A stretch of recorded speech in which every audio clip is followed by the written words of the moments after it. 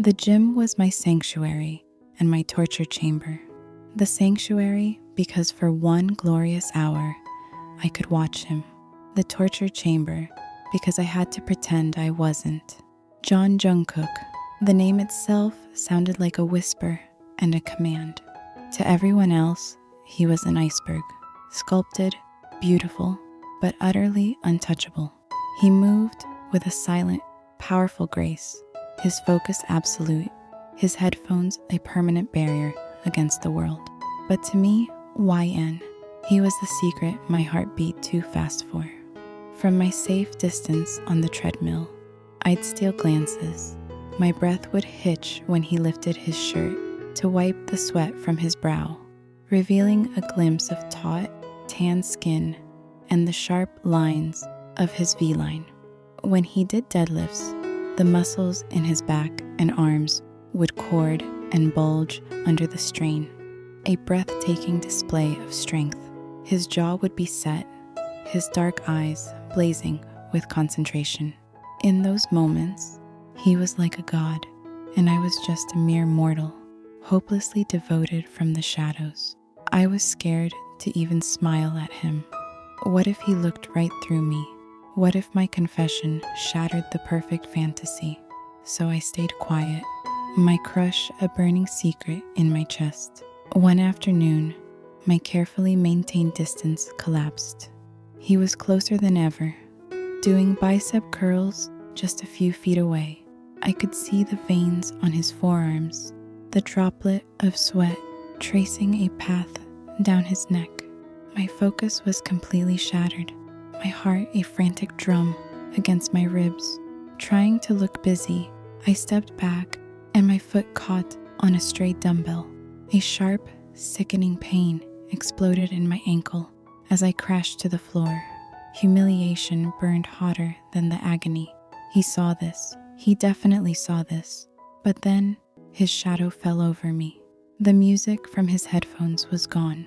In a blur, he was there, kneeling beside me. "Don't move." His voice was deep, a low rumble that was softer than I'd ever dreamed. His strong hands were on my shoulders, so warm, it sent a shock through my whole body. Before I could stammer a reply, he carefully slid one arm under my knees and the other behind my back. He lifted me as if I were weightless.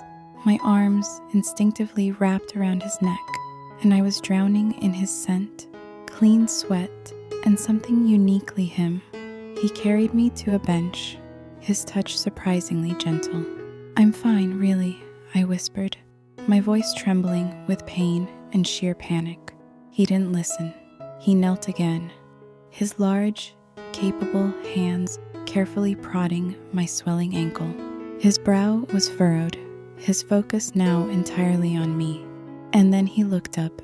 His eyes, usually so distant, held a storm of concern.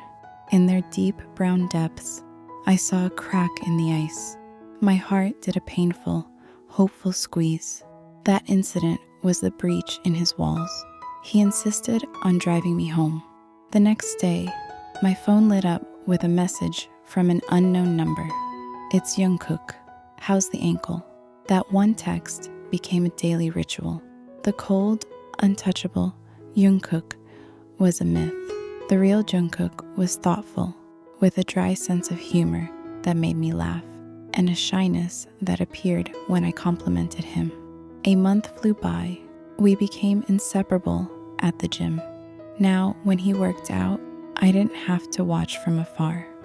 I could admire him openly, the way his eyes would find mine between sets, seeking a smile, or how he'd flex a little more, obviously when he knew I was looking. My secret crush had bloomed into something deeper, more terrifying. I was in love with him, and the fear that he only saw me as a friend was a constant ache. One evening, we were the last ones left. The setting sun painted the gym in hues of gold and orange. We were sitting on the mats, stretching in a comfortable silence. "YN," he said, his voice unusually soft. There's a reason I never talked to anyone before. I looked at him, my pulse a wild thing in my veins. What was the reason? He looked down, then back at me, his gaze intense enough to steal my breath. I'm not good with people. It's easier to be quiet, but I noticed you. For months, my heart stopped. He noticed me? I'd see you on the treadmill, lost in your music, he continued, a faint blush on his cheeks, and I'd try to lift heavier, just in case you were looking. When you fell, I was terrified, but it was also my chance. This past month, it's been the best of my life.